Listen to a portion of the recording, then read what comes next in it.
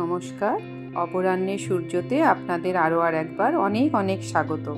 আজকে আমার বাবার জন্মদিন, তাই মাকে নিয়ে বাবার স্মৃতিচারণে আপনাদেরকেও সাথী করব কিছুক্ষণের জন্য। এদিকে এসে একটু বসো। আজকে বাবাকে নিয়ে আমরা কিছু গল্প করি। হ্যাঁ, গল্পটা করলে যারা জানে তারা তো জানেই, আর যারা জানে না তারাও একটু জেনে নেবেন। হ্যাঁ, আর বাবাকে নিয়ে সারাদিন গল্প করে কাটালে আমাদেরও দুজনের ভালো লাগবে। উনি 15 বছর বয়সে নেভি জয়েন করেছিলেন, অনেক দেশ বিদেশ ঘুরেছিলেন এবং ওখানে অনেক বড় বড় মানুষের সাথে সান্নিধ্যে এসেছিলেন।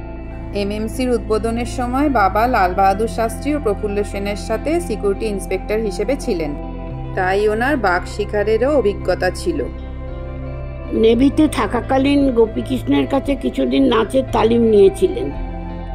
বাবার কিন্তু অনেক প্রতিভা ছিল, কিন্তু সুযোগ সেভাবে পাননি। কত রকমের নাচ করতে পারত, ফোক নাচ বেশি ভালো করত। শুনেছি 5টা ধনুচি নিয়ে নাচ করতে গিয়ে ফার্স্ট প্রাইজ পেয়েছিল, কিন্তু মুখ হাত পুড়ে গেছিল।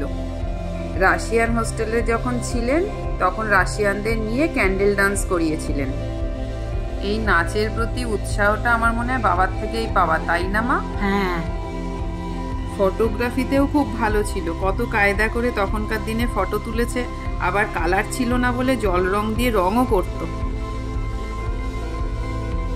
এই যে নানা দেশের কয়েনও সংগ্রহ করে রেখেছিল।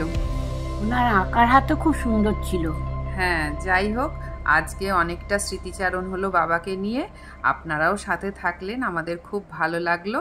আজকের মতো এটুকুই।